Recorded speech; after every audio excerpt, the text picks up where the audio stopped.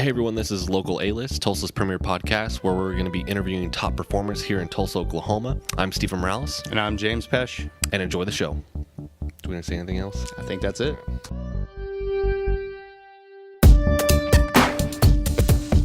And welcome back, you beautiful, beautiful local A-list listeners. We are here at Zova, the one and only. Dr. Mike has taken out a moment from his evening to spend it with us, and we couldn't be happier. We are in the actual, what do you call this room? I call it the rehab room.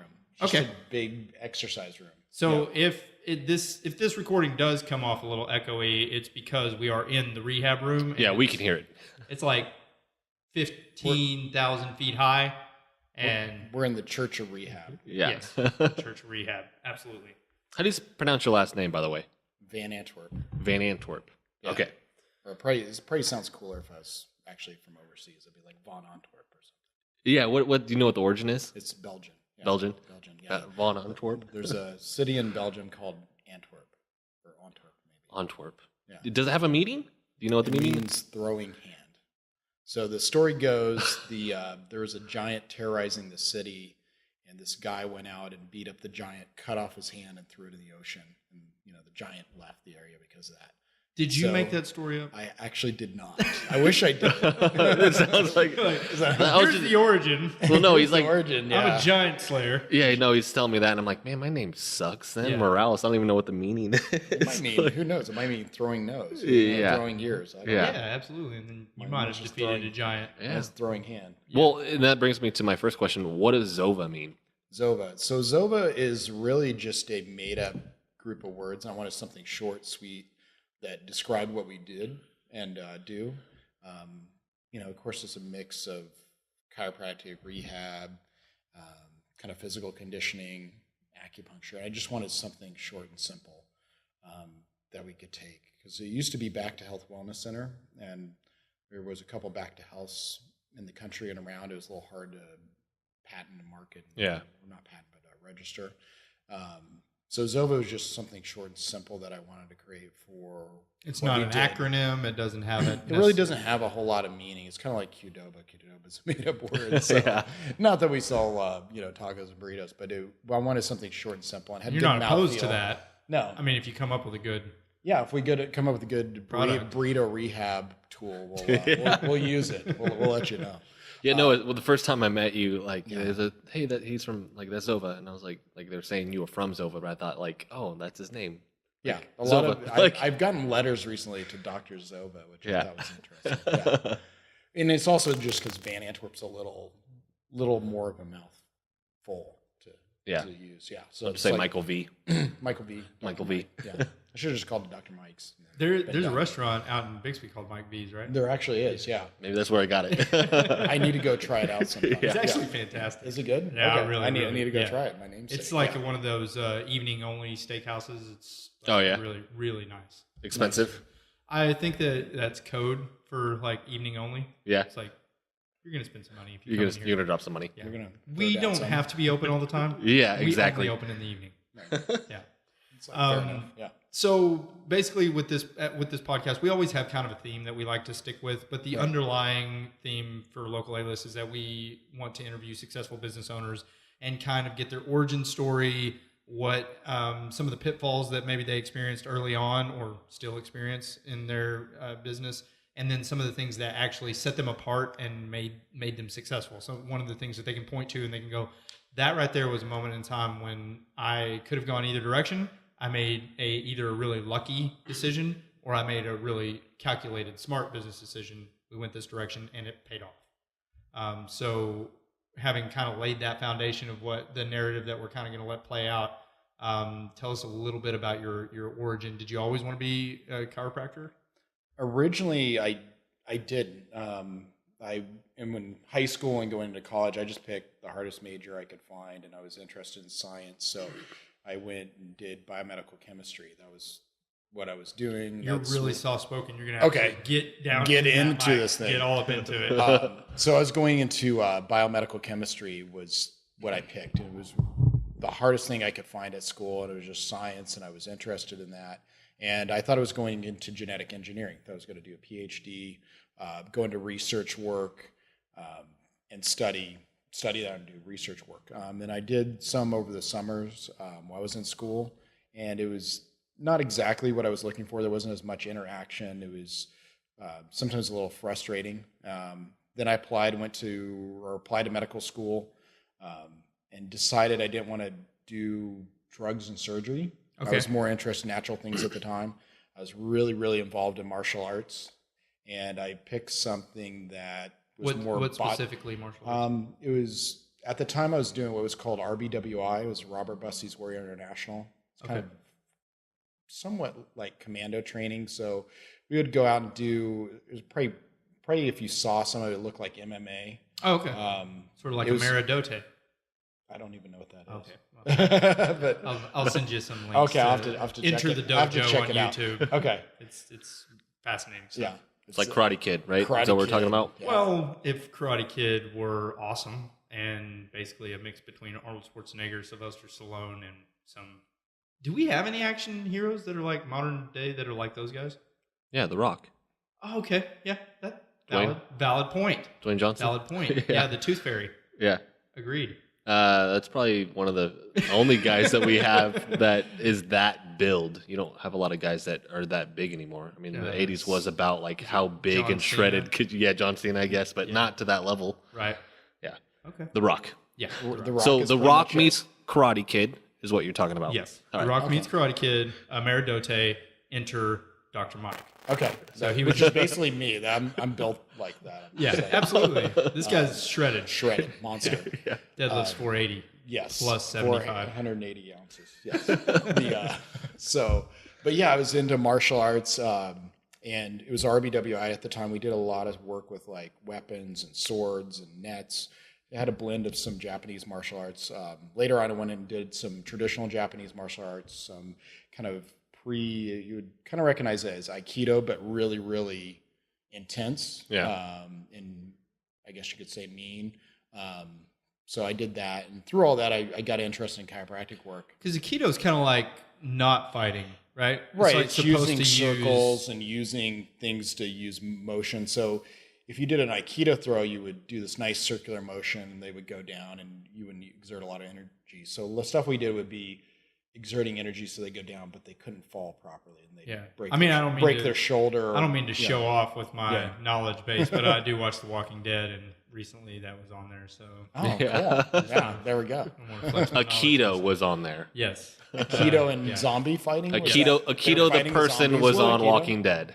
Yeah, was on. Yeah. So the basic idea was that he didn't want to kill any more people, so he's using Aikido to zombie training to subdue people that want to take his hoarding stuff. Well, Aikido is Steven Seagal is the way he trained. Steven Seagal was. Which, if you watch if you can look it up on YouTube, there's a documentary on him, and it shows him back in the day taking his master training test or whatever. And he has the mutton chops, the ponytail. I mean, he looks legit, and you watch him, he's really, really good. Then he came back here, started his own dojo, and started teaching people, and then subsequently became a movie star after that. Right. Yeah. So it's crazy to watch. Speaking of business ideas, if you want to start an Aikido zombie fighting dojo. Where you teach prepping, Aikido, and zombie skills. Yeah. Zombie-related skills. Sold. I really think that we've all decided, the zombie thing is highly unlikely, right? I mean, I think the U.S. government said they're prepping for it. Yeah? Yeah. Because, they can't be dead, though. There's no way. That's a problem. The muscles atrophy. Most of the time, being that sick, you're not moving around. Yeah. Well, that's Neil deGrasse Tyson speaks out on it because he's like, I've seen the show, but he has to disprove scientifically whatever it is. Yeah, there's no possible. So he's like, there's no way that's happening. Yeah. That's not going to be. If the muscles don't. How are you getting the muscle move. contraction? Yeah. He's like, there's no neurological stimulation to cause the muscle to contract. There's no blood flow. He's like, your muscles are atrophy. You're just listing everything that disproves. I love that. I love that. Yeah, because I have had those conversations with my wife where we're season 4 and deep, and she's like, this couldn't really happen, right? And I'm no, no, this could not really happen. Like, Yeah. not at all. Yeah, you But could have a pandemic or, even rabies. epidemic. The rabies thing is like some sort of mutation or of just rabies. Ebola, the way it was. Oh yeah, Ebola was catching kind and of a spreading. freaky deal, right? Yeah. Yeah. Whereas it's like totally all over Africa, and they seem to be still somehow making it, but it's like it's. Well, don't you die like if you're not apt to it? I mean, you die. With Ebola. Yeah. Yeah. Not super duper quick, but relatively quick, right? Relatively quick. And Yeah. I think some of the earlier strains you died quicker. Yeah. And that's partially why it didn't spread, because people would just die out Yeah. and not even get a chance to spread it. The only thing that I guess the only thing I think of anytime Ebola gets brought up is the old SNL. It was the newscast deal, and David Spade came on as Jeff Foxworthy, and he was doing You're Ebola if. Yeah. Oh, wow. And he had those bits, and it was like, you're Ebola if you walk into a room and everybody goes, hey, it's Ebola. And then the last one was, if you look like this, and they just showed a microscopic image of Ebola. That's Ebola. Yeah.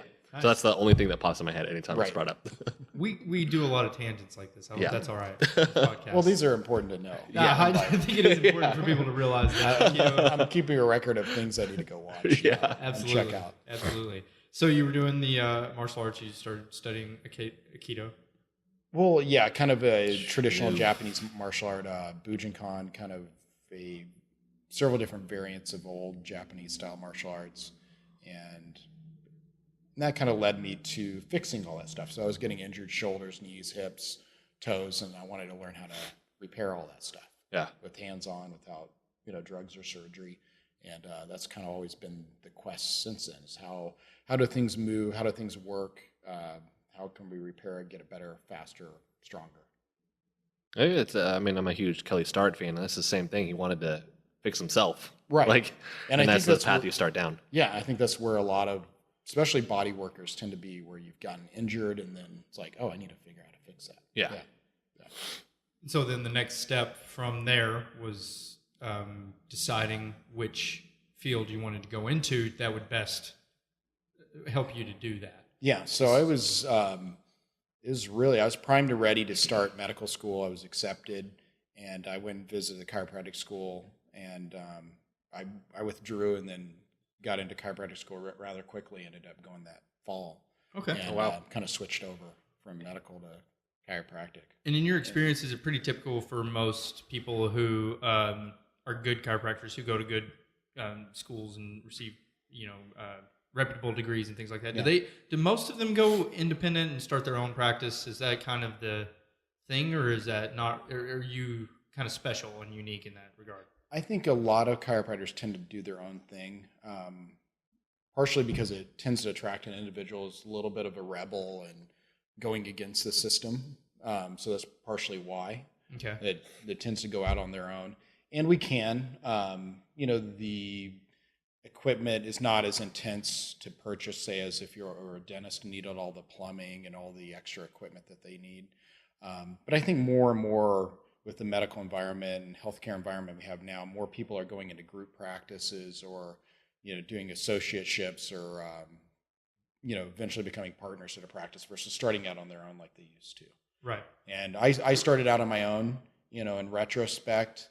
I recommend people start out with another practice. Okay. Yeah. Why would you say that? There's a lot of, there's definitely a learning curve in running your own business. And it's just figuring out how to do that. It's helpful to watch somebody else do it that's already been established. When I started out, there wasn't anybody else doing what I wanted to do as far as practice and practicing the way I wanted to. So that's why I was like, there's really no options for me to practice how I want to. So I'm just going to start this up and make it happen. And how long have you been doing this? 13 years now. 13 years? Yeah. You've had your own spot for 13 years. I've had my own spot. So I got out of school in March. I graduated in March, moved back here to Oklahoma, and then I started up. We were up and going in October that same year in my own place. Yeah. And what did it take to do that? Like the first steps obviously were getting an LLC in place, finding a spot that you wanted to do the work out of, and things like that. What did you have to get in place in order to pull the trigger on opening the doors and start accepting new patients? I think the first things you have to have a little naivete, not knowing what you're getting into. So that's part of you just jump in and go and make it happen as you go. I mean, I thought any venture in life, I think, is that just like, I'm just going to jump in and figure this thing out. And really, I started as a sole proprietorship. I looked at LLCs and I just kind of jumped in and just started that way. But really, looking at it now, I recommend doing LLC, get an advisor. And again, I was starting on a shoestring. So even the idea of having an attorney or an accountant set things up was even hard to do at that time because we were starting on hardly any money. Sure. But it was figuring out stuff as we went. But I would set up a legal entity and get with an accountant or attorney. Small business. Are you doing this on your own? So when you're talking about this, was this just you, or did you have? Yeah, it was just me. I was just because I know your sole sister. She does massage here now. I've had a couple of massage therapists over But at the years. time, she wasn't starting this with you at all. No, okay. no. It was You've just had me. an acupuncturist. You've got another doctor that works with you. Right.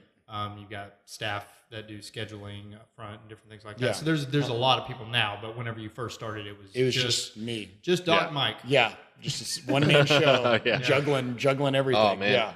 Yeah. Mm-hmm. And I kind of remember even when I met you, it seems like compared to this location, that seemed like pretty humble beginnings. Yeah. Over there in Broken Arrow at that storefront there. Yeah, and it was for me. It was searching. Was that your first location? That was my first location, and I had that for 12 years. So I part of it was researching. I would research traffic flows in town. I looked at because did we have easy access to the highway? Could people see it? And so I found that place, and it was, again, cheap rent. There wasn't any triple net involved. So if you've ever done a lease, of course, you encounter that. So it's like common area maintenance, your insurance, right, taxes, all that stuff built in. So there wasn't even that built in. It was just a straight up. And if people don't know what some of that stuff means, like common area is like if there's a pavilion or if there's groundskeeping expenses, if there's shared toilet spaces, things like that. So the place that you found, you made sure that none of that was. It just happened to not it have it. It just and the rent was surprisingly inexpensive. So that worked, but it also had a storefront that opened right up to a heavy trafficked road. Yeah. I think at the time it probably had 23,000 cars a day. And how did you find that information? I mean, I did internet searches, and I think Oklahoma or one of the governmental agencies have traffic flows. They do traffic They've got that, counts. and they've got that information just available. And those are those little black tubes that you run over on the road. Yeah, I think that's how they do it. And you're like, go, what was that? Who's following me? Who's trying to track me? And that's how they track. I wonder how many people actually do that, because that's the first time I've actually heard of anybody doing it. I had listened to some ideas about business and really doing location studies. All the big companies do it. I mean, a McDonald's will do it. A Starbucks will do it. That's why Quick Trip does it. Even if you're purchasing or going to go into a franchise like IHOP, they're going to do location studies. They're going to do traffic flow studies. So I did that on my own. I didn't pay a company. I looked at the traffic flows, and I also knew the area. So I shopped all over the place. I knew I wanted highway access really easily. Right. Again, storefront so people could see it easily.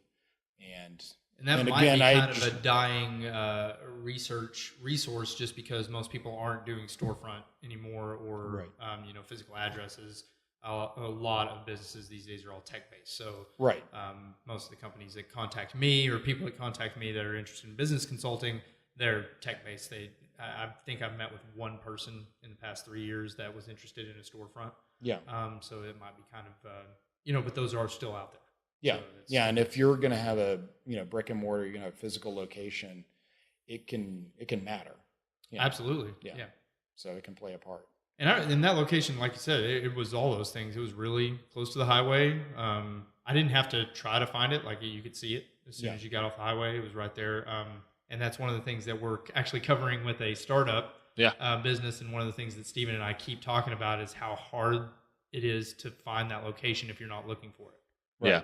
Like it just doesn't seem like an ideal spot for what he's wanting to do. And Stephen and I have gone back and forth on that several times, just bringing that up and discussing that. Yeah. So I guess for a startup, that seems like that would be especially if you haven't branded yourself, that seems like that would be a pretty big deal. Yeah, it's a huge thing. And also too, once you move in, it's a lot harder to move out, because we did our big move last year, and it's hard going out of the place after you've been in that one spot for a while, long time, and you just don't want to do it over and over again. You start losing. I've seen other practices do it. I've seen other businesses do it, and each time, especially in the like salon hairstyling world, I've seen stylists hop from one salon to the next, and each time they move, they seem like they lose a certain percentage of clients. The next move, they lose a certain percentage. The next move, they lose a certain percentage. Yeah, I've heard that a lot. And it can It's happen. one of the reasons why I stay wherever I am. Once I get there, right? I'm there. You want to stick. Yeah. So it just helps establish. People know where to find you. Well, it shows stability. Stability, Absolutely. right, exactly. People can count on this is where I'm going to be coming. Yeah. Service. So, but yeah, location, and I still do it out of habit. I still look at storefronts. I'm like, oh, that's great, and I write down the number. I'm like, what am I talking about? I don't have time to deal with looking at this thing. But I still constantly look at that. I guess it's just ingrained in looking at, wow, look at that. That has good patterns. Look, it has good. Yeah. You guys know where Men's Warehouse is over there by the mall on 71st and Memorial area. There's a little open spot right there on the corner of like Men's Warehouse. I drive by it all the time. I've gone through it several times. Just drove through, and I was like, "This is such an anybody would see this location." And I've thought about calling the number so many times. I don't have anything I want to do with it.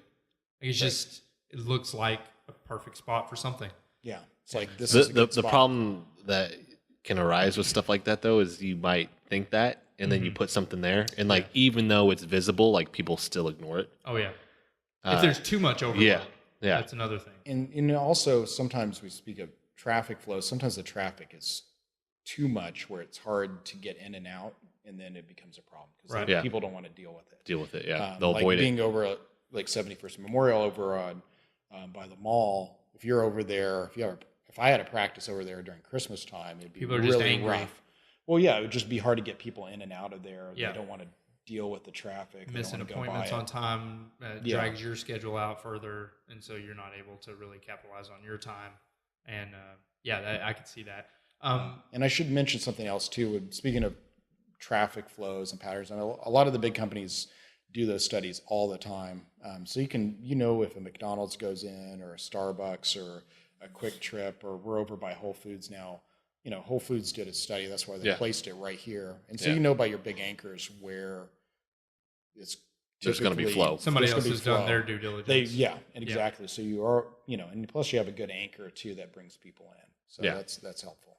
Talk a little bit about your initial marketing programs that you implemented right away. So marketing, we did. Remember the week before we opened, we did it was a trade show of some type. So we used to do what we called shows all the time. So we rent a booth. It didn't matter. It was like a mother's event, or one of those wedding events, or it was a health show, or there was even Rooster Days fair event in Broken Arrow, or even at Tulsa State Fair, which I don't really recommend unless you're selling some type of product. But I mean, we were out everywhere. We just hustled. Right. I mean, that's why I was calling it just like, you have to be out in the community all the time. And so we were I think at an event every Saturday it seemed like for a while. And there's other ways to do it and again, the internet was there, but not quite as prominent as advertising is now. Right. But it was just getting out and meeting people, being involved. In the 13 years ago, I didn't even have a cell phone, man. Right, exactly. So it's getting involved. Your Rotary clubs, all the different events. We did all that. Okay. Now looking back, I like more specific type of interests, like I'm into running or cycling, versus doing every single event possible out there.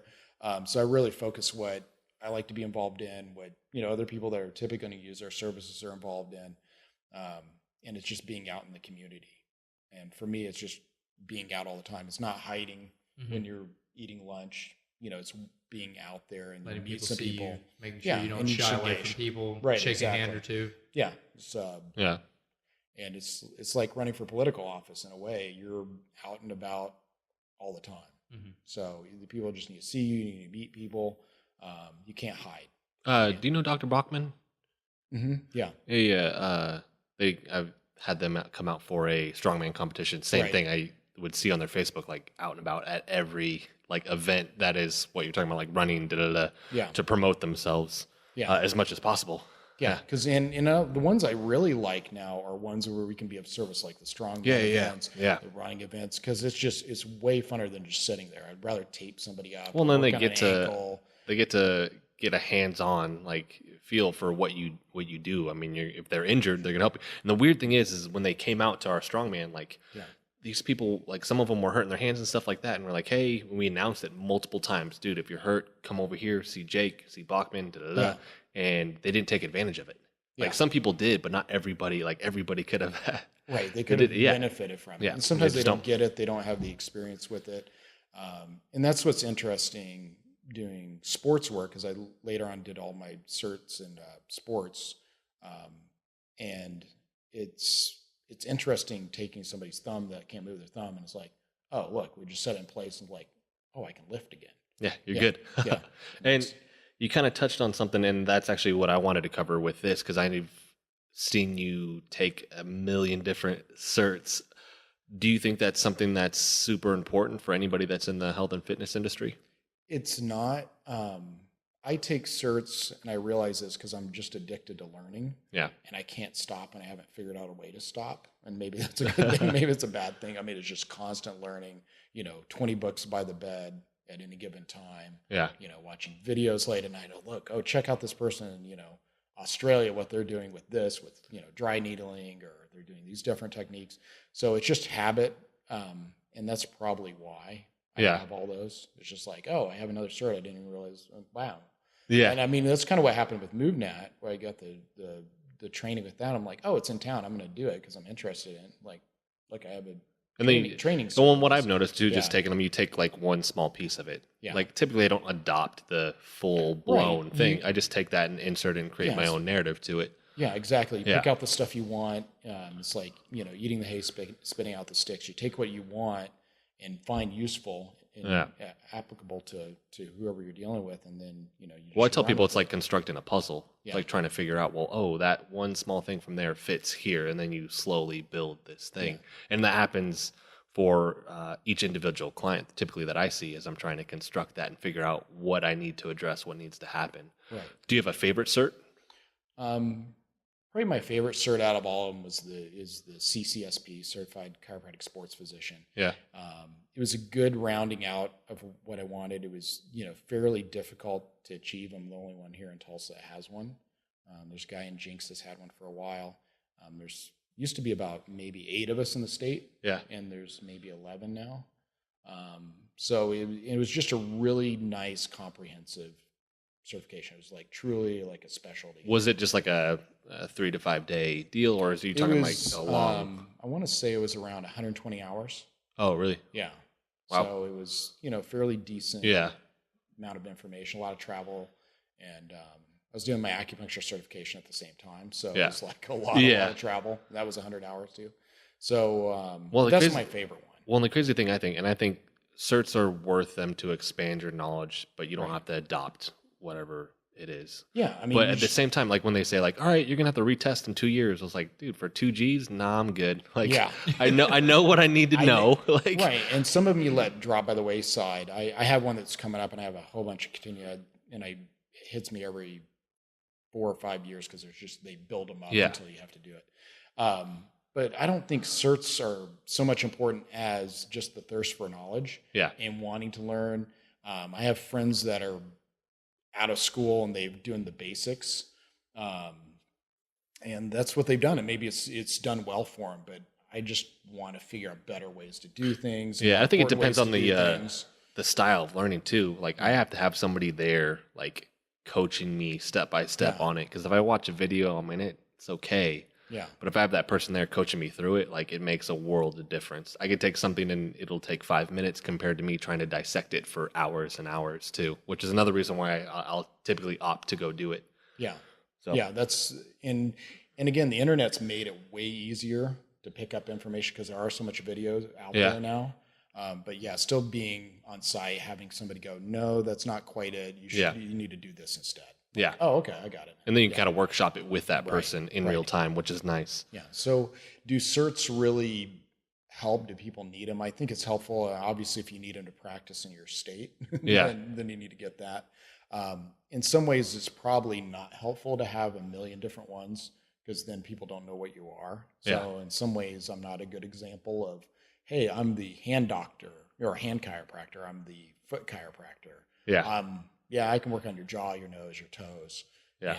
But it's sometimes simplicity is better. Well, I usually look for something that reinforces the main one too. Right. Like Yeah. what reinforces your main thing. If you go like way beyond that, then it's obscure and then you're just kind of blurring these lines and then you're not focusing on what you're good at. Then at that point, I think it's a wash. You're just investing money in something that's not necessarily going to take you to that next level. Exactly. It's like it helps people know what you do. Yeah. In a simple terms, like what do you do? So, and kind of on the topic of certs, are you ART certified? Do you do ART? I don't, and that's one of those that I never did what it did and what it taught. It's like I know muscle groups. I've studied all kinds of soft tissue therapies from all over the world. I don't need to pay for a cert. I understand the concept. It's like 10 G's, isn't it? Yeah, it's getting more. It gets more and more expensive, and we should probably explain to the listeners real quick what ART is. ART is active release therapy. And that's a brand, by the way. It's brand. It's trademarked. It's developed by Michael Leahy. He basically took the concept of pen and stretch or tack and stretch, which has been out for a while, patents or trademarked some ideas on that, and it's basically pinning a muscle down or tendon down and moving it. And there's a lot more complication to it. Well, I just tell everybody just think myofascial release. Right. And there's so many different ways to do it. Yeah. He's very adamant about using your thumbs, which as a practitioner has the potential to tear them up over the course of time. So we use our elbows, we use our forearms, which isn't use the a soft fist, thumbs. Well, then they have the scraping tools and stuff. And none of that's a go in ART. A lot of ART practitioners use all that stuff. Yeah. But in the core ART practice, he wants you to use your thumbs. Yeah. And so getting that concept is one of those, like, I don't need to do the certification. I already know a ton of soft tissue, and I'm constantly learning new soft tissue all the time. I mean, I'll probably run home tonight and watch some more videos or read a couple books on some of that. So I usually, because I think this is the first time I've been able to ask you this personally. Yeah. Your position on ART versus an adjustment. So they're two different things. Yeah. And so they're both beneficial. I think they work really well together. And there's some people that are just ART, which is, doing soft tissue work. Yeah. And they get away from adjusting. And then, of course, there's traditional chiropractors that adjust. Pay no attention to the... Yeah, pay no attention to the soft tissue. And you have both. Well, that's why I asked, because I have... Why not work I go to one person for ART, and I go to one person who's an old school style, just adjustment. That's all he does. Yeah. And it's funny, if you ask either one, like, which is better? Yeah. Like, they are so adamant about theirs being the be-all, end-all. Right. And it's just like, well, I'm pretty sure it's both. That's everybody, though, yeah. right? And it's like, I'm pretty sure. Whenever I meet CrossFit people, it's CrossFit. CrossFit's it. Like, CrossFit will prevent the most injury. I tell everybody it's never one thing. Like, it's never one thing. Yeah, it's like politics and religion. And I think we see it more now. And I mean, it's the same thing, whether it's martial arts or training or body work. If you can be pundit and stick to your whatever position and not see any other ideas, it's really easy to scream and be loud about it. Yeah. Versus the world doesn't really work that way. Right. And so it's hard to explain to somebody in the you're looking at in the middle. It's like, joint adjusting and motion is awesome. Yeah. It does a really good job. However, if you don't address the soft tissue, it's not going to work as great. If you just do soft tissue work and don't get joint mobility and fire off certain amounts of the nerves and the proprioceptors, it doesn't quite work as well. And proprioceptors are just nerves inside joints that pick up motion. Yeah. And there's nerves inside muscles that pick up motion, and they work and react a little differently. Yeah. So you want to set off both of those. But then again, we're missing a third step. We're missing exercise and rehab. So I think if you don't move the area, retrain the joint, get it going, you're missing that. Well, yeah, you just adjust them and send them on their way without a corrective. If you even do ART and send them on their way. Wow, you really loosen that muscle up and got that tendon relaxed. What type of movement strengthening are they doing? Yeah. And they're missing that. And again, it can go on and on that way. If you don't have somebody's nutrition right on, they, if they're eating, just cheeseburgers 3 times a day and not even good. I mean, you could probably get away with a cheeseburger if it's good quality stuff, but if you're eating just crap all day, your tissue isn't going to heal up as well. Yeah, I mean, it's synergistic. You're just going to be inflamed, and it's going to be awful. Well, that's why most people, it's weird when they pick out like one thing, and they're like, I'm only going to do this very specific one thing because it's the best thing. And it's like, and it's probably easier to market because you could be like, hey, I'm the ART guy, or hey, I'm the neck spinal adjusting guy, or you can even go, like some chiropractors just adjust one bone, the C1 in their upper cervical. And it's like, I do upper cervical. And that's it. I think we've talked about it too. Have you seen the functional pattern, guys? Do you watch this functional patterns? Oh, the like Nadi Aguilar? Yeah. Yeah, and I followed No, him. I'm shaking my head no for those listening. Stephen just asked me if I was. Okay, I'll show you videos. Cool looking stuff. I get it. 3-dimensional movement skills, all that. But I watch this dude's videos and it just turns me off from anything he has to say because a lot of people are like, oh, why are you doing this? And they're hating on what he's doing. Sure. And he's reacting outright to that angrily. He's like, well, you guys don't know shit. Instead of addressing it. He doesn't address things logically or explain. He diplomatically. He basically just half the people on there are. Well, and I think he does. I think he does explain it because I watched a video where he did. He took like 15 minutes to explain this, but he's talking over everybody's head. And if you're responding to trolls or people that, I mean, if you're responding to people who legitimately are questioning the things that you're doing and legitimately want a response, an educated response, then you have to handle that in a certain way. And then if you're responding to trolls that are just trying to get a rise out of you, also, that's not. Well, I think, and I'm watching, and me and him got into it once. Oh, okay. We literally got into it. It's very easily to be. Yeah, and I was like, set him off. He's a. Oh yeah, and I was like, dude, my point is, there are other things out there. Look into them. It's the holistic, like, look at everything approach. I'm not saying I think you have great stuff. Right. And then another chick chimed in for him, and then me and her got into it. What's funny is we ended on. She was like, oh, I get it. And she finally came to my realization. It's like, hey, look at everything. And then she started doing her own stuff. Oh, okay. I'm friends with her on Facebook now, and now she does her own stuff.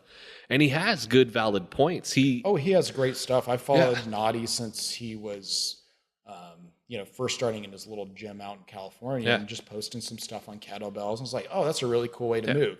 And then eventually he worked in banding work and started exploring some more things with connective tissue and how that worked.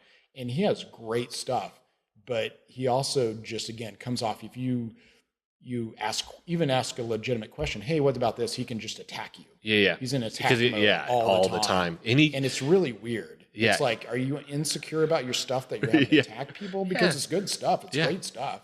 Right. But there's also a lot of other things out there. I just watched a video and it was, he canceled a cert in Amsterdam because another guy out there claimed to do 3-dimensional movement. Mm-hmm. And he's like, this guy's garbage, da-da-da. He's like, I canceled the cert. You guys get your money back, da-da-da. And I was like, because somebody else said they do 3-dimensional. Like, that's it? Like, that's what sent you off? Dude, who cares? Yeah. He's a loaded keg. It's weird. It's like another trainer saying that they were formerly fat and they've lost a lot of weight, so they're good at training. It's like, well, that's one of the things I do that too. Yeah. Like, I used to be as big as a house and I do training. It doesn't mean that either one of us are less legitimate. Yeah. Right, because both of us do experience, that. and you're not going to freak out about it. No, like, come over there. No, bro. Listen, you're bro, not. You haven't ever lost weight. This isn't your so own stop saying it. You can't possibly. I'm not training in this city anymore. Yeah, it's a really interesting reaction to things, and hopefully he'll gain some maturity because he has great stuff. Yeah, hopefully he'll gain some maturity about it, and it's weird because he started. If I said that right then, he would attack me. Oh, he'd attack you. Sure. And the basis of what he's talking about is most movements are in a sagittal plane. It just goes forward, and he says we move side to side. Yeah, which is not a new concept. It's not a new concept. We've been rehabbing that way since I started. Yeah. And like I said, he has cool stuff, but man, like it's. One thing I have seen a lot is that it's almost marketable in this day and age. That it almost makes you. Let me rephrase that. It makes you more marketable to take a one way or the other approach. Well, that's what I'm saying. It's in everything now. If you're at the one pole or the other, one extreme or the other, and can yell a whole lot about it and not look at anything else. Yeah. And I hate it's that real atmosphere. easy for people to pick up. It's like, and I think it goes back to simplicity. It's like, oh, this is the only way to train. I'm going to do this, which is totally not true. But it's so marketable. I mean, like this is the only politic type thing I should, or this is the only religion out there. Right. I should believe this way because it's the only we're way. right-wing conservatives. Or this is the only body work that works on this problem. We're all paleo. Yeah, everybody in the entire world should eat paleo out of a prepackaged sliced bread. Because when was sliced bread invented? Because Paleolithic, when was bread invented? Right. 5,000 years ago. Packaging invented. Og the Paleolithic man was eating sliced bread in a package. It's so frustrating to be a health and fitness professional in this environment because you're more marketable if you choose a niche. Right. And yet less effective, in my opinion. Right. And that's always the question, speaking of business, how can you market? You want a niche, so it's easily marketable. And I think it's having this knowledge base on the back end that you can really use. Right. Yeah. And I'm going to run into that with the medical exercise. And I'd like to promote it because it's like, hey, most people have some type of injury. And the point is, like, I studied enough to know how to handle that to an extent. If I don't, like, I will not touch you. And that's the one thing that I learned. And that was eye-opening. Before you're just like, yeah, no, I'll do whatever I can. And then now it's like, nope, like immediately refer out. If I can't handle you, like I need, because if I hurt you, like. I had someone recently that was kind of vague about some injuries and things. And they were like, I can't really talk about it. There's, some injuries and different things, but I'm not really allowed to disclose it and things. And I was kind of like, well, I mean, I if I know what they are, I might be able to work with you. If not, I can actually refer you to some people that are pretty good. Yeah. And so that's like my immediate is if it's even questionable that I may not be able to help you, I'm pretty quick to refer out. Like I don't mess with it. If there's no sense in it. Yeah. Doesn't get you any further. Referring out. It'd be like, somebody coming to Dr. Mike for needing a neurosurgeon. And like, it's like operate on me. We don't take care of you here. That's not what we do. Yeah. I want to touch on that too. Verbiage. Right. And that's a big thing I see here. I've seen personal trainers adjust people like chiropractors. They're not chiropractors. I've seen personal trainers do like massage therapy. They are not massage therapists. I've people say that they're doing rehab. And as soon as I started taking the cert, that's one thing I learned is like, dude, you can get in trouble. But at the same time, I'm sitting there watching the people. It's like, who do you tell? Like, hey, don't go to that guy. He's not a chiropractor, and he's like moving your neck around. Right.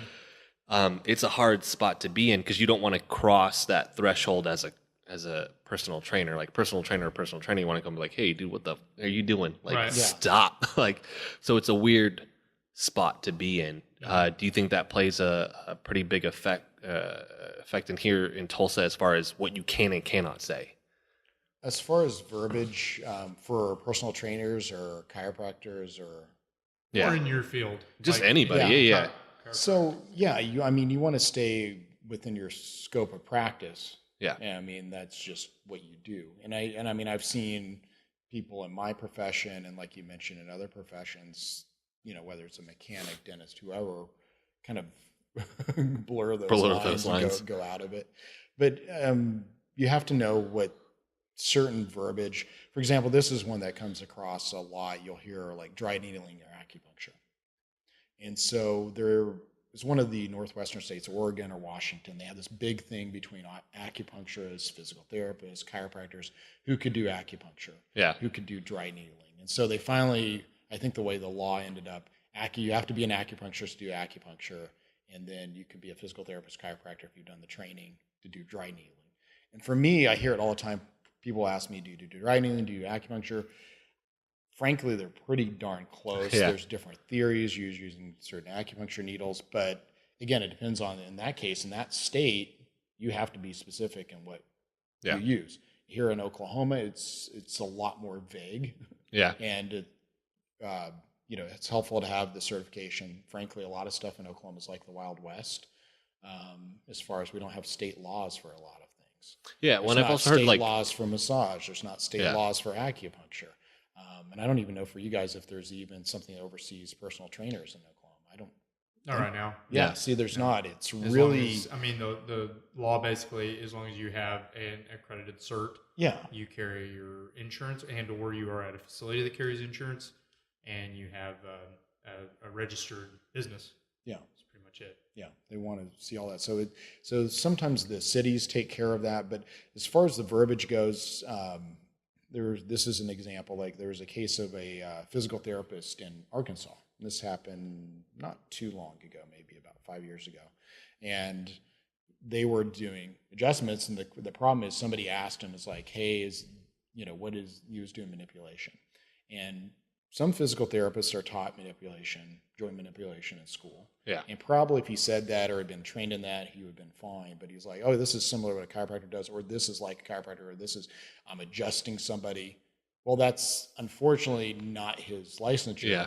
Doesn't use that verbiage, and they busted in. There's the state board, chiropractic state board sued him, and I mean, he got in trouble for how. Well, that's the crazy thing too, because I've seen people talk about that, and like I go over and like, hey, just in case, please don't say that. Like, so if you had a personal trainer going, I'm going to adjust your back now, totally out of his scope. Yeah. And again, in Oklahoma, this dude was yanking on people's legs to like reset their hips. Yeah, like, and it happens. I mean, in the training world, is it past your scope again? We're in a state without really any clear state guidelines for that. However, there are clear state guidelines in the chiropractic world, and there are in the medical world, and there is, for estheticians and hairstylists. There are things set up there that if you had the state licensing board or whatever that might be, say the chiropractic state board, they could come against them, file a lawsuit against that individual and pursue it if they so desired. Yeah. And again, it usually comes into people reporting it and having issues with it. Yeah. Like this dude keeps on saying he's adjusting people's hips. Then, me and another trainer were watching this guy. I was like, we didn't even know where to start. I was like, where do you report this dude? Like management is just watching him do that, and then you bring it up to management. And they're like, yeah, they can do whatever they want. It's like, are you sure? Like, are you sure? Right. And it's one of those things. If they're okay taking that liability and risk on their insurance, or their insurance not covering that and having a potential lawsuit, the guy pulls on a prosthetic hip, a fake hip, and wasn't thinking about it and injured the person, or, say the person had a labral tear on their hip and pulled on and yanked on it, made it worse. Yeah. Whose fault? Is it the management's? Is the trainer? Yeah. Yeah. Is his insurance going to cover it because he's not practicing with what he was supposed to? It gets tricky. It gets tricky. And not only that, there's this issue that, and I've been wanting to kind of touch on this because I've kind of mentioned this to Steven. But as far as somebody like you, who you've invested a lot of time, money, lot of sweat and tears into your education, into the knowledge base that makes you valuable. Right. And so what the services that you offer are worth money. Right. And they're also, it's the best place for you to get the help you need is here. Whereas Steven and I also see this in the training world, whereas we've invested the time, the energy, studying nutrition, researching, kinesiology, different things that we're studying constantly about the body and the way it moves and trying to do the best. And then somebody pops up that's offering like free fitness camps and different things like that. And we see this stuff and we go, like, that's what we do is worth something. Right. And so from that standpoint of a business owner that what you do is valuable, if somebody's out there giving it away and acting like it's just as valuable, like what they do, like, why would you go over there and spend that money when you can come to me and I'll do it and it's free? It's just part of what I do when they don't have that education, they don't have that background, or they don't even understand that this is a valuable, product. This is a valuable service that you provide. How does that make you? Do you think that kind of will ruin the general public's opinion of what you do? Yeah. So if there was, a pop-up tent set up on the corner there doing adjustments for $5 or something, and had, minimal training, it definitely makes it tougher. And that's the thing. Well, at $5 for an adjustment too, like they can't further their education for sure. Right. You can't provide enough service at a certain point that makes sense. And so for you guys in the training world, I'm sure you see it all the time. And I have, that kind of personal one where I've done all my training for sports certification. The state boards come out and goes, if you have any type of specialty training and you put it on business card advertisements such as sports specific or sports trained chiropractor, you need to have the certificate and show us. And there is quite a few here in Tulsa that go, I'm a sports chiropractor, I do sports work, and they're not. Dude, and I've frankly, seen so much of that. I could go to the board and have the board come after all of them because they're using language that's not, because they don't have the cert and they haven't sent it to the board. Board doesn't care until you I've file told so a report. many people, I've been like, hey, go see Dr. Mike. He's a sports chiropractor, blah, blah, blah. Oh, no, I go to this guy. He is too. And I'm like, yeah. I don't know. So that's the question. Does it matter at all if you do good work, people coming to see you? So that's the question of focusing kind of on the negative and trying to protect your turf, or you just stay positive, keep doing what you're doing, focus on that. Well, and we know that too. Well, and that's the hard line too, because what happens with me, and this is like internal dialogue. I never do anything about it, but I'll hear somebody that's like they're doing this as a hobby, it's a part-time training gig, and then they're not investing the time, and they're like disrespecting the craft.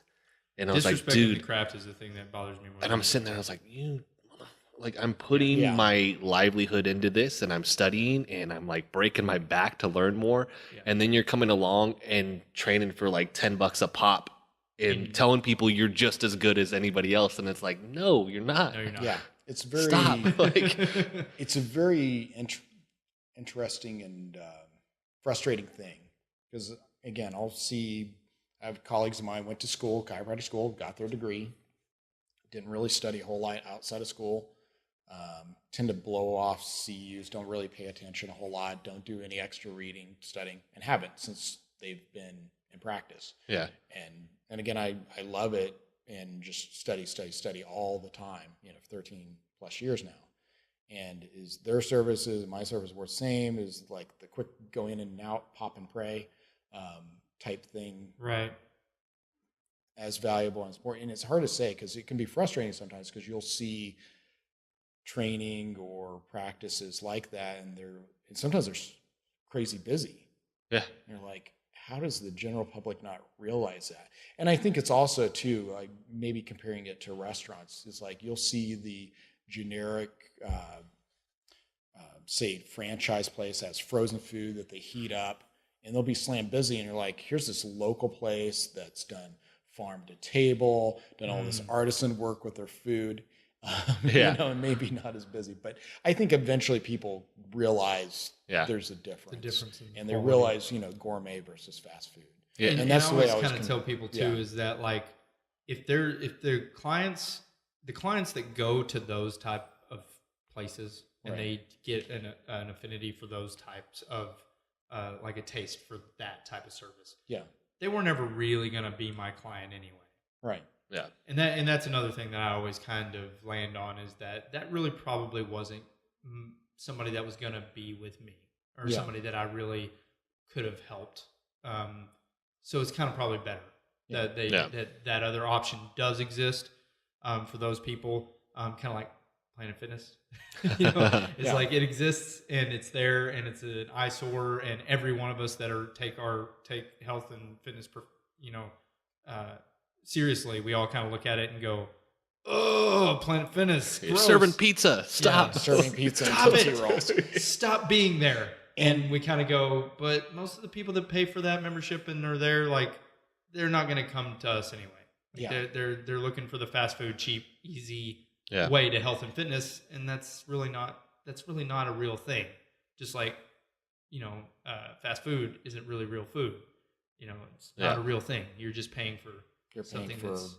And it's weird when I think the other part is too, is like when it doesn't come across. Like I look at Zach King, like that dude's working day and night trying to like learn as much as possible about the body, and he's experimenting, and he's just an awesome mover. Yeah. And it's like, how do more people not know? Like, how is he not like booked solid 24/7 Right. because people see that thirst for knowledge, and then nobody, like, it's not packed. Like, I don't understand. Like, Right. and they're going to the dude that's charging $5 that's hurting them.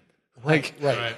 And again, I think it goes back to simplicity, because Zach, I mean, as you guys know and see, I just look at the way Zach's moving. Like, this is going to be kind of the next Zito Portal, or one of those guys like that. It's just kind of a mad genius doing stuff. And like, this is crazy work. He's pretty fascinating, the videos he posts and yeah. stuff. I'm So pretty I think impressed. it's a matter of time before it catches on, and I think it's for people to get it. yeah. And it's interesting seeing the the path of really fine-tune work, really into it. And again, I refer to it, as a fast food or gourmet. Is that King work here? Yeah, and he works here too. Yeah. So And we should and he kind of does, give him a shout out. Yeah, we if should you give guys- Zach a shout out. If you guys want to find him on Facebook, I think all three of us are friends with him on Facebook, and check out some of his material and stuff. Gorilla Wellness also. Yeah, Gorilla Wellness on Instagram. So yeah, Zach does great stuff. And I should give out shout out to Carmen. She's injured right now, and she, again, if you want to, Is she RKC? she's RKC Yeah. Okay. and Strong First, Which is and kettlebell. Kettlebell is First. she also Kettlebell. Strong First. yeah, and Strong Okay. First as well. And Moved out level 1 and 2. Which the founder of Strong First was the founder of RKC as well. Yeah, and she does kettlebell work, and so both of them have really helped me as far as keeping exercises going here. So going back to seeing kind of the fast food versus gourmet again. I don't know. I think it depends on what people want. Like Planet Fitness. Planet Fitness, and we're talking, some about business here, is like Planet Fitness is a highly successful business. Sure. Because you sell a ton of memberships that are really, really cheap. And then maybe a quarter of the people come. Yep. I don't even know if a quarter of the people go there. Yeah, but not even a quarter. And it works. I mean, it can be a useful thing, but you're not going to get the training, the quality of training out of it. Yeah. Right. And again, that may be why. That's why fast food works. It's like, it's quick, easy. Quantity over quality. It doesn't It's have a lot of taken quality 30, to 40 years for it to finally start to fail. I mean, Yeah. McDonald's we're finally starting to see them suffer. Yeah. By people being educated. Yeah, and it starting finally to reached realize that point. People are like, oh, and there is this other I believe stuff. that's what's going to happen too with things like Planet Fitness, is that they're going to have to change.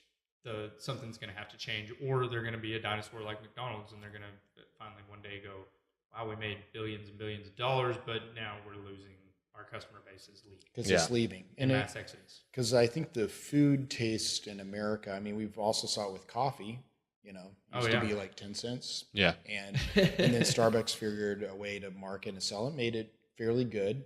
And again, if you have that versus like some artisan specialty where somebody just hones their craft and loves what they do, that's a completely different cup of coffee too. So, So it goes, Love shades of brown. Yeah, shades of brown. Yeah. I mean, there's a lot of amazing anytime I'm in coffee that area, places. I have a hard time not stopping in and getting a cup.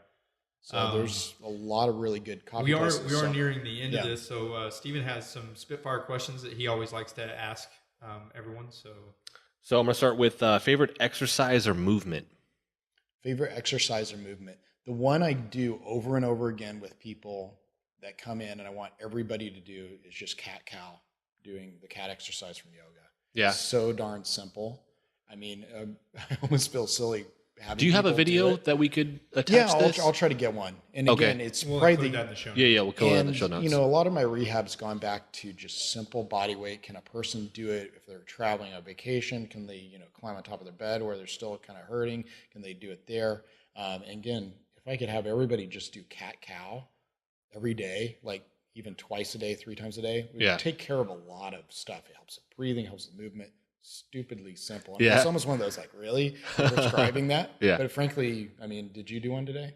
I did not. I didn't either. I need to do one today because it's one of those things like, hey, brush your teeth. Hey, do a cat-cow. Yeah. And we'll Add that include to this it. in the show notes. If anybody doesn't know what a cat-cow is, we'll have a video of Dr. Mike showing Yeah, us what it's not a crazy fancy thing. I'm not tying a bunch of bands. We're not throwing kettlebells or maces around or anything.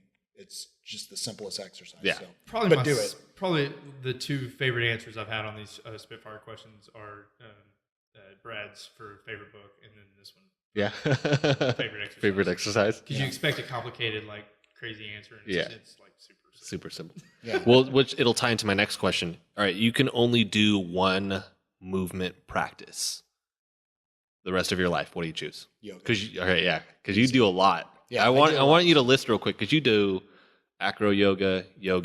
I do acro yoga, do kettlebell training. I mean, I've done CrossFit in the past. I occasionally Move dabble nat. and I've done move nat. Parkour. I do parkour, running, trail running. You've done Cycling. strict bodybuilding, Cycling, strict bodybuilding, powerlifting. done, of course, the martial arts. Have you ever done powerlifting?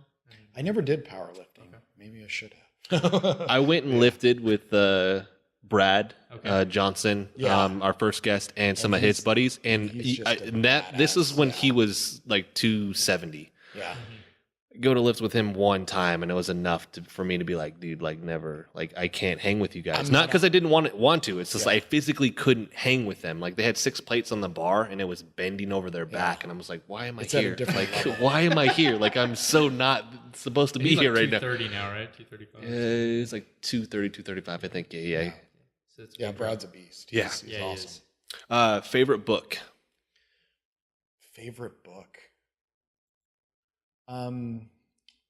So The Alchemist by Paulo Coelho. What's that about? You've actually told me about that. Yeah, I mean, I don't know. I mean, I have a ton of books I love, but if I was going to recommend a book, it's like, hey, check this out. Yeah. And it's kind of about finding your life path, and written in kind of a allegory or a story. And yeah, it's a good one to read. So, Right on. yeah. Definitely look into that. Yeah, Go to and the we'll show put notes. that in the show notes also. So this is kind of the wrapping up portion, and we're gonna do Twitter, Facebook, all of that. We're gonna Let's go ahead and do have you do that for verbally us. Yeah. just now. The website is Zovabody.com, so ZOVABODY.com. okay. And then on Facebook, we can find you at It'll be facebook.com Zovabody. okay. And then your personal. And then I'm Info, Michael, do you Michael Van Antwerp. Okay. I guess I started writing out Michael Yeah. for legal stuff, but it's I go by Mike. Okay. And then you're on Instagram as Rock Da Mike. Rock to Mike, ROKDAMIK. And then Play you off the also have a Zova Body one as background. well. Do you manage all the Instagram? And I Facebook do. and I media had and other stuff? people doing it, and I just became, I think, addicted to it. So I Okay. started. yeah. By the way, that's not a good business thing to do. That's On the Instagram, you have a Zova Body as well. yeah, there's a Zova That- Body on okay, Instagram, Zova and then Body. I'm rocking And then Mike. Twitter, do you do Twitter or not so much? I really just link it from Instagram. I do the same. I never figured out Twitter. It always. I'm not good at Twittering. Yeah. Twittering. Twittering. I'm the least impactful Twitterer on the planet. I saw it was on Ellen. The older lady came out. She goes, "I don't twat much." I was just like, "No," and Ellen's face turned so red. Yeah. She's like, "No, Twitter. It's Twitter. You don't tweet." You may want to get that checked by a trained professional. Yeah. There's something wrong with that. Yeah. And then, do you have anything else? Any materials like books or anything that you got out that people can check out? Any Yeah. materials that they can find or buy or purchase or For us or business or something to your check out. business is over or anything? We just have, we're constantly throwing new stuff on Facebook, our Facebook page. So that's a good one to check So out. mostly just free materials. Yeah, it's all free. Occasionally we'll do a workshop. I used to do a lot of them for free. We just charge a minimal amount now. And we're looking at probably just donating some of that to some of the local charities. Because again, it's valuable information. I've traveled a ton for it. I bought a ton of it. I continually buy a ton of it. Yeah. So, for the little price we're doing. But I love teaching, so I want to be able to donate it to some local places. Do you have any around workshops here. or anything coming up? We don't, just because we're running into the holiday season. Yeah. But we'll probably have some new ones coming up. Maybe we've done some running workshops. Dr. John here, and I should Yeah. give a shout out to Dr. John where we're talking Yeah, about. absolutely. Yeah, Love John. amazing chiropractor. Glad to have him. We have him here. He's just does a lot of stuff. And How long has Dr. John been with you? He's been here about 2 years now. Okay. So great guy. And he really kind of leads that running workshop. I help out some Yeah. with it. And then give a shout out to my sister Amy here too. She's doing massage therapy, and she's Incredible teaching. massage therapy. Yeah, She's teaching yoga and stuff too. She's done. Yeah, she did her yoga training. She's doing yoga therapy. And again, her massage is very therapeutic. She's done massage longer than I've been. Yeah, if you're wanting like a soothing, nice, relaxing afternoon massage, that's not Amy. Yeah, Amy she's not gets spa you massage. fixed. Yeah. And like if you're having chronic issues and problems that are muscular, she is definitely incredible. Yeah, she's kind of like me. She's done a lot of just extra training, and it's you have a jaw problem or this digestive problem. It's all of a sudden it's like massage helping with that. It's really cool to see. Yeah. And what are the introductory rates here at Zova? So if somebody wants to come in for like our office visits right now for me and Dr. John, it's 85. For Amy, it's 95. Okay. So that's kind of our office visit rates, and that's. And my wife and I both come here. Many of my clients come here for treatment. I know that pretty much what one can expect is just a thorough analysis of posture.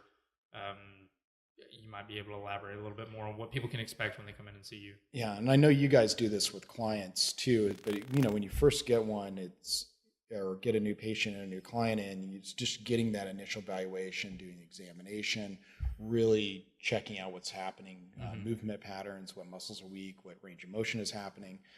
So we do that for initial patients and figure out what we need to fix. And then one thing I like is that you always prescribe exercises. So you make sure that people patients have the correct form. Understand which muscles should be activated, what they need to do to rectify problems that they've been having, so that they won't have to see you 90,000 times for the same issue.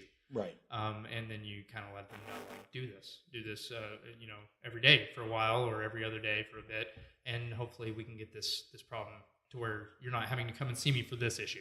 Right, and that's the big thing I always wanted is like, can I find somebody who can fix this? When I was looking for a doctor, well, can I find somebody who fix this? Can it be quick? Is it effective? Is it long lasting? And that's why I always love giving people tools to take home. And it's like, if I could figure out how to fix whatever they have in one visit, everybody who came in, that's my ultimate goal. It's like, can I fix everything today? Of course, the body doesn't work that way. I finally figured that out. I tried really, really hard for many years. And there is a space of time for the body to recover, but we try to do it as quickly as we can and then give people tools to take. Well, yeah, you're teaching self-care too, and that's self-care huge now. You should be doing things on your own. Don't just expect the person to fix you, and you don't have to do anything outside of there. Right, exactly. It's the whole dentist thing. It's like, you can get your teeth cleaned or that cavity fixed, and you don't brush your teeth every day. Like, it doesn't work. Well, and you probably see it real soon. Yeah. Right, exactly. And you probably see it with clients too. And I will be back to see you again real soon. Per the norm, just because we're friends and I like hanging out here, and I drink the free water and stuff. Hey, there we go. But we're a little over an hour now, so we probably ought to wrap up and let Dr. Mike. Longest outro ever. Right, we got about 30 more minutes. So, what else do you do? Yeah, and kind of in closing, I guess we could say, and I meant to talk about it earlier, is just also developing your business practice, being out there, is developing a quiver of people. I heard that term a while back, quiver of arrows. So a quiver of people you can refer out to that help you. I need a neurosurgeon in my quiver. I need an orthopedist in my quiver. I need some good trainers in my quiver. And that's what I love about you guys, is that I can send out to you and I know they're going to be taken care of. Again, it's not going to be the fly by night. Dude or gal is like, hey, I saw this thing on the internet. I know how to do exercises. So I know they're going to be taken care of and respond well to what they do. Yeah. And there's nothing wrong with boot camp. They can be a great thing. But you see a lot of that just spring up out of nowhere. It's like, oh wow, that's interesting. Yeah. But I want to thank you guys, because I always consider you guys part of my quiver. It's like mutual for sure. I feel the same way. Yeah. So that about wraps us up, and we're now all quivering, and that's awesome. You guys be sure to check out Dr. Mike's stuff, all the people that we've mentioned, and it will be included in the show notes. You guys have a wonderful day. Thanks for tuning in to LocalALists. Later. Bye.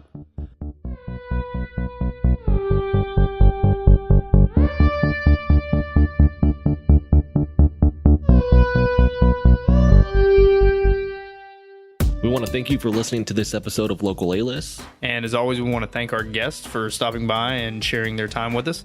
Hey guys, if you enjoyed what you heard, please go to iTunes and leave us a rating or a review. This really helps us out.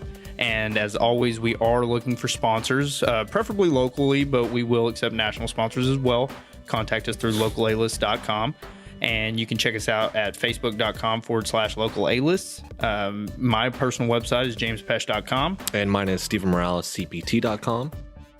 Check back with us next week for another episode.